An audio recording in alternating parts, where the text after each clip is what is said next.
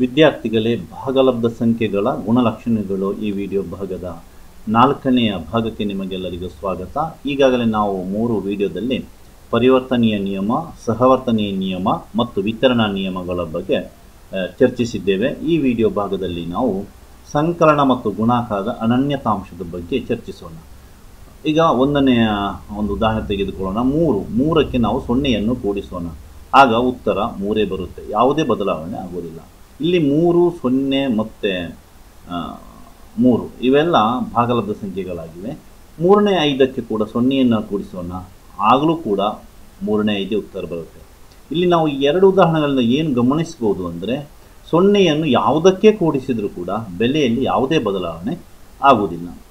ಇಲ್ಲಿ 3, 3ನೇ 5, 0 ಇವೆಲ್ಲ ಭಾಗಲಬ್ಧ ಸಂಖ್ಯೆಗಳಾಗಿವೆ. ಯಾವುದೇ ಭಾಗಲಬ್ಧ ಸಂಖ್ಯೆಗೆ 0ಯನ್ನು ಕೂಡಿದರೆ ಬೆಲೆಯಲ್ಲಿ ಯಾವುದೇ ಬದಲಾವಣೆ ಆಗುವುದಿಲ್ಲ. ಆದ್ದರಿಂದ 0ಯನ್ನು ಸಂಕಲನದ ಅನನ್ಯತಾಂಶ ಎನ್ನುವರು. ಇಲ್ಲಿ 2 ಅಂಶ ನೆನಪಿಟ್ಕೋಬೇಕದು. ಅನನ್ಯತಾಂಶ ಅಂದರೆ ಏನು ಅಂತ, ಇನ್ನೊಂದು ಸಂಕಲನದ ಅನನ್ಯತಾಂಶ ಯಾವುದು ಅಂತ. ಇಲ್ಲಿ ನಾವು ತಿಳ್ಕೊಂಡಿದ್ದೇವೆ ಸಂಕಲನದ ಅನನ್ಯತಾಂಶ 0, ಏಕೆಂದರೆ ಅದನ್ನು ಯಾವುದೇ ಸಂಖ್ಯೆ ಕೂಡಿಸಿದರೆ ಬೆಲೆಯಲ್ಲಿ ವ್ಯತ್ಯಾಸ ಆಗುವುದಿಲ್ಲ. ಇನ್ನು ಗುಣಾಕಾರ ತೆಗೆದುಕೊಳ್ಳೋಣ. 3 × 1 3 ಉತ್ತರ ಬರುತ್ತೆ. 3ನೇ 5 × 1 3ನೇ 5 ಉತ್ತರ ಬರುತ್ತೆ. ಇಲ್ಲಿ 3, 3ನೇ 5, 1 ಇವೆಲ್ಲ ಭಾಗಲಬ್ಧ ಸಂಖ್ಯೆಗಳೇ. ಯಾವುದೇ ಭಾಗಲಬ್ಧ ಸಂಖ್ಯೆಗೆ 1ರಿಂದ ಗುಣಿಸಿದರೆ ಬೆಲೆಯಲ್ಲಿ ಯಾವುದೇ ಬದಲಾವಣೆ ಆಗುವುದಿಲ್ಲ. ಆದ್ದರಿಂದ 1ನ್ನು ಗುಣಾಕಾರದ ಅನನ್ಯತಾಂಶ ಎನ್ನುವರು. ಇಲ್ಲೂ ನಾವು ಅಥವಾ ನೆನಪಿಡಬೇಕಾದ 2 ಅಂಶಗಳು. ಒಂದು, ಅನನ್ಯತಾಂಶ ಗುಣಾಕಾರಕ್ಕೆ ಯಾವುದು ಮತ್ತು ಗುಣಾಕಾರದ ಅನನ್ಯತಾಂಶ ಅಂದರೆ ಏನು ಅಂತ.